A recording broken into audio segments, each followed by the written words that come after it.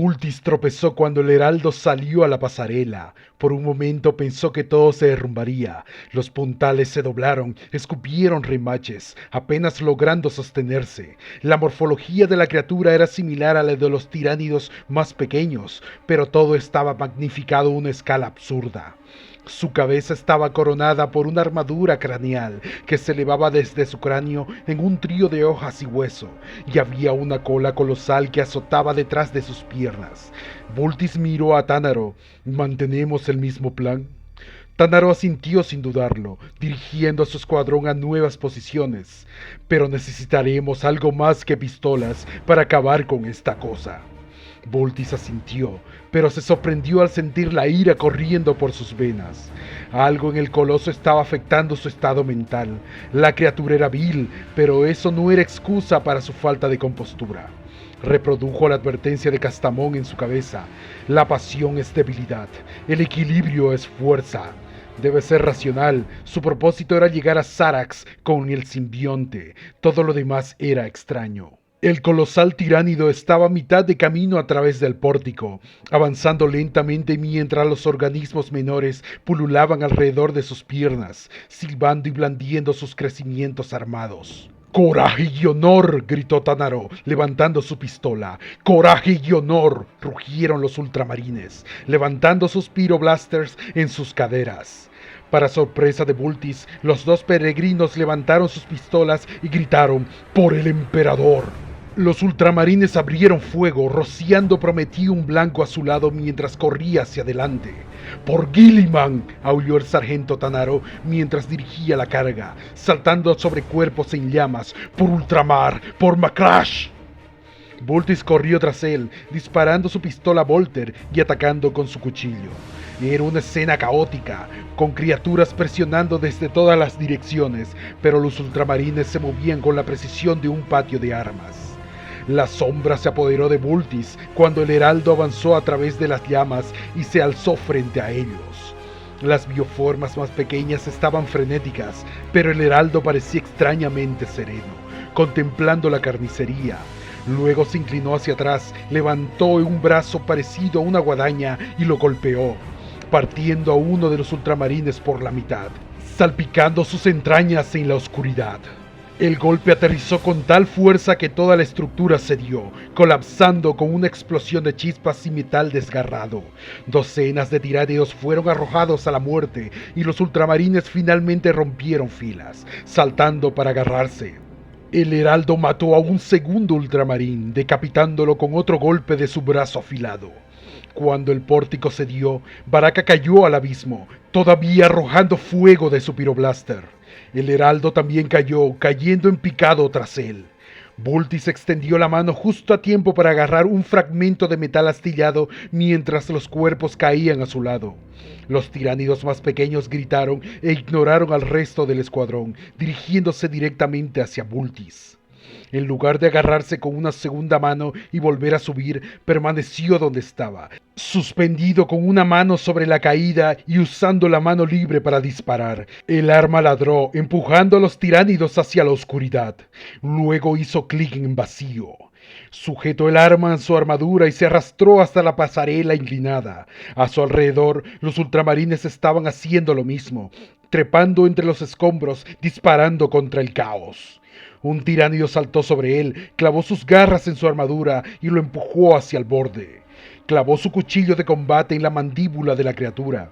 Luego levantó al Xynos, que aún luchaba por sus cascos, y se preparó para arrojarlo desde la cornisa.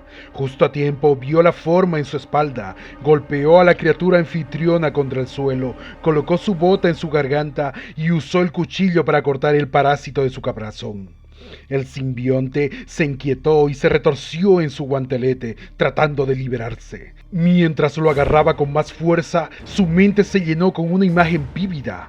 Vio a Zarax ardiendo y cayendo, devastado por una hueste de Xynos. Luego se elevó por encima de la destrucción, como si volara hacia las nubes, y vio que todo el continente se hundía bajo una marea de horrores de color púrpura y hueso. El dolor explotó en su rostro, cayó rodando y traqueteando sobre el metal enrejado. La visión se desvaneció y saltó, todavía agarrando al simbionte.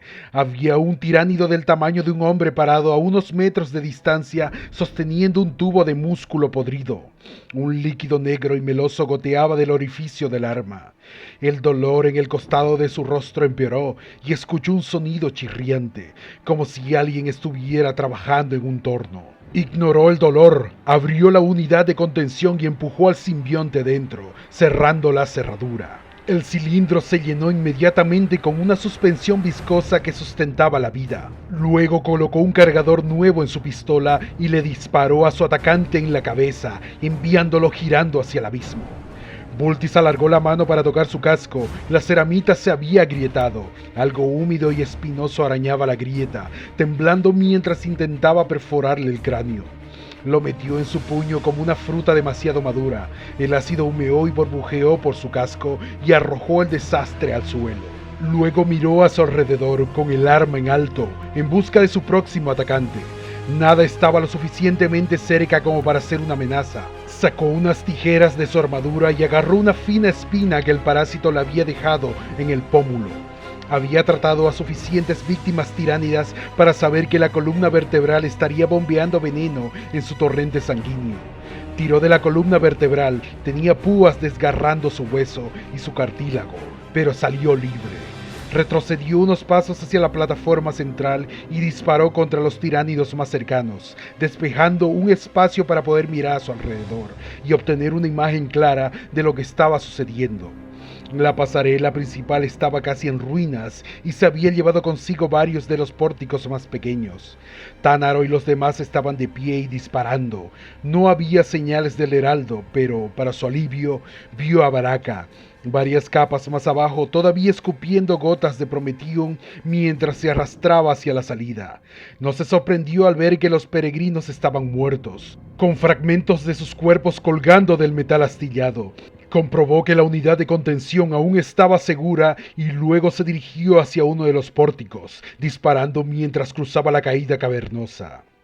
Estaba a medio camino de la salida cuando la red de metal chilló y se sacudió de nuevo. Perdió el equilibrio pero logró controlar su caída, saltando a otro pórtico, agachándose mientras la cámara temblaba.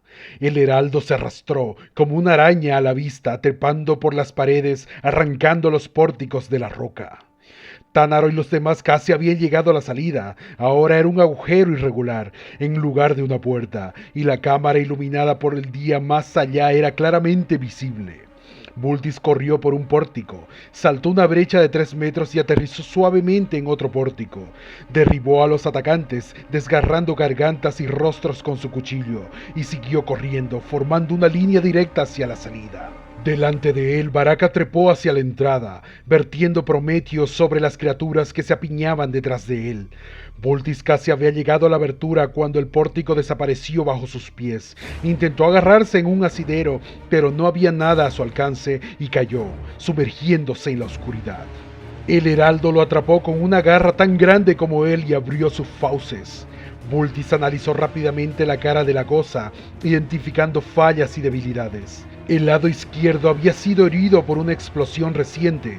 La quitina y los músculos habían sido arrancados, dejando al descubierto el funcionamiento de su mandíbula. Todo el lado izquierdo de su cabeza había sido quemado, revelando fibras carbonizadas y expuestas. La división corría tan bien por el centro de su cara que parecía una máscara, un lado pálido y como un hueso y el otro oscuro y brillante. Disparó al lado herido hasta que el arma quedó vacía. Los proyectiles atravesaron la barbilla y la mandíbula del monstruo. Los disparos habrían matado a una raza más pequeña de tiránidos, con el cerebro pulverizado, pero este simplemente estaba sorprendido. Su cabeza se quebró hacia un lado y tropezó. Solo aflojó su control sobre Vultis por un momento, pero eso fue suficiente. Saltó sacando su cuchillo mientras se zambullía golpeando la hoja contra la pared y balanceándose lo suficientemente alto como para enganchar su otra mano alrededor de su soporte. El heraldo hundió sus garras en la pared y se preparó para saltar tras él. Las llamas rugieron más allá de Vultis y salpicaron la cara vuelta hacia arriba del tiránido cuando Baraka y el resto del escuadrón abrieron fuego. El Prometeo se adhería a cada grieta y pliegue, acumulándose en el área del tejido expuesto. El heraldo tropezó de nuevo, cayendo una docena de pies mientras escarbaba en la roca en busca de otro asidero. Voltis saltó unas cuantas veces más, luego Baraka se agachó, lo agarró por el antebrazo y lo arrastró hacia la entrada. Abajo, el heraldo quedó atrapado en unos restos que había creado, enredado en una red de soportes y pórticos rotos. Al ver que no podía evitar que Voltis se fuera, la criatura inclinó la cabeza y gritó. El sonido fue tan fuerte y tan perturbador que incluso los ultramarines retrocedieron, tropezando hacia atrás desde la abertura. Perdigones, dijo el sargento Tánaro, haciendo señas a la escuadra que regresara al saliente. Apunta a los soportes. Dispararon a los pórticos amontonados alrededor del heraldo. El metal se desgarró bajo una tormenta de disparos, separándose del agarre del tiránido en una lluvia de chispas, y la criatura cayó, precipitándose en la oscuridad, todavía gritando mientras desaparecía de la vista. Los ultramarines esperaron en el borde de la cámara, escuchando los ruidos de estruendo que se resonaban en la oscuridad. Algunos de los tiránidos más pequeños saltaron por el precipicio, silbando y tratando de agarrarse, pero fueron derribados con facilidad. Después de los primeros intentos, los otros dinos se dieron cuenta de que el salto había sido demasiado largo y comenzaron a disparar en su lugar, escupiendo larvas y zarcillos por el aire. Los ultramarines retrocedieron, sin ver la necesidad de desperdiciar municiones. Luego, el sargento Tánaro los condujo a todos a través del vestíbulo de entrada hacia las puertas que se abrían al bosque. El oleaje ya estaba desvaneciendo, poco más que una ondulación en las hojas a medida que salía a la luz del día. Se apresuraron a cruzar el área abierta que rodeaba la base del geomotor, sin detenerse hasta que estuvieron nuevamente bajo la protección de los árboles.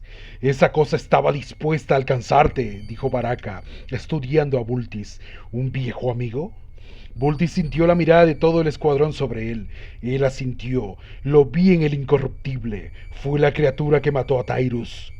Todos los demás lo observaron en silencio y tuvo la sensación familiar de que desconfiaban de él, como si su estudio de los dinos lo hubiera contaminado.